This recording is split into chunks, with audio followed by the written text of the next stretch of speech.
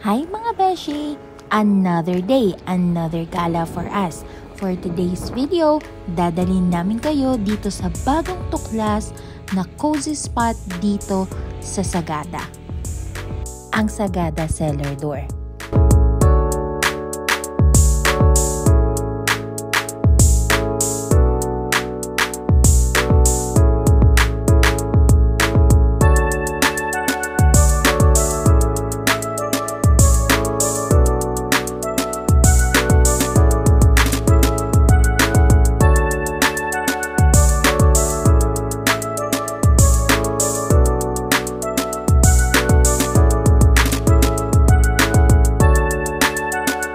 Sagada Cellar Door is near Sagada Pottery.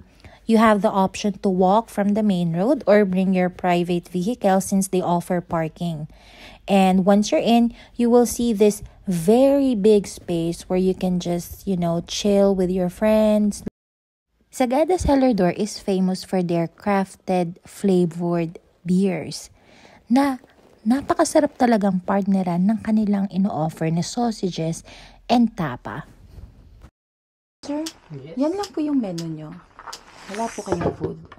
Meron, pero yung available lang natin is sausages, sourdough bread, beef tapa. Tapos without rice yung serving natin. Okay. Yung sausages, may flavor ba yun or Meron. anong flavor? Yun lang? Hungarian shublig. Pero nakadepende din kasi kung ano yung nakalabas lang din eh. Ganun. Basta merong 4 na ibang klase na flavor. Tapos, ano po yung nyo? Sa craft beer naman natin, yung available lang dyan is 1, 2, and 5. Tapos non-alcoholic is mango soda and guava soda. Ano yung dark ale niya? Lasang kape, parang stout. Okay. Okay. 1, 2, saka 5 lang. Yes. Dito, tingnan ko nga pa yan.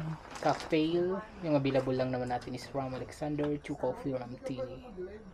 That's 180 each. Walang limoncello. Pineapple sana. Pineapple. Pine tree po siya, hindi pineapple. Pine pale, papa, kasi. Pine pale. Pine pale. Kasi yung iba akala nila pineapple. Pineapple. So, expected nila matamis to. Pero Nakakaduling. which is hindi. Mango. Try ko yung mango ale. Mango ale. Ano kaya sa akin? Ako kaya kuya, ano yung medyo hindi anong hindi dyan yung mapait? Guava ale. Guava. So, medyo matamis siya kaysa sa mango. Sige, guava ale.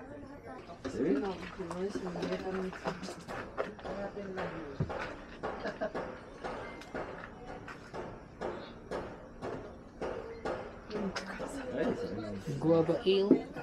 Mango ale. So, ayun nga, nag-order tayo ng mango ale and guava ale for me.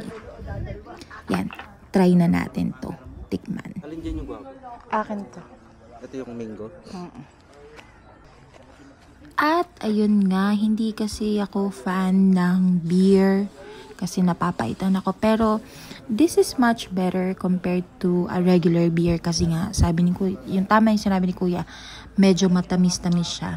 Pero hindi pa rin, ekes pa rin to sa akin. Pero it's nice to try this beer here in Sagada Cellar Door, especially alam mo yun, ang ganda ng lugar dito. Talagang makakapag-chill ka. Yung tamang lang, relax with, with your friends, kwentuhan. So, aside pala dyan sa beer, nag-order nga kami ng sausage. Kasi nga, sabi ko sa inyo, ang sarap talaga. Kapartner pala ng sausage sa beer. So, ayan, kaya tinry na namin yung sausage nila. Nasaan guwapa siya? Ganda na sana eh. Happy anniversary.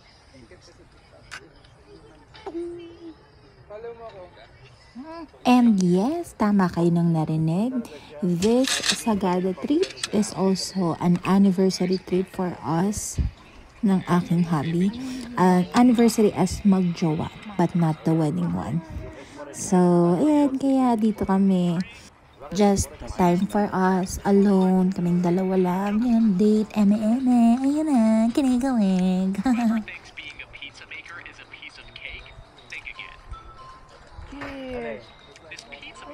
Kayo ba mga beshi, do you guys still celebrate the day when you become magjowa?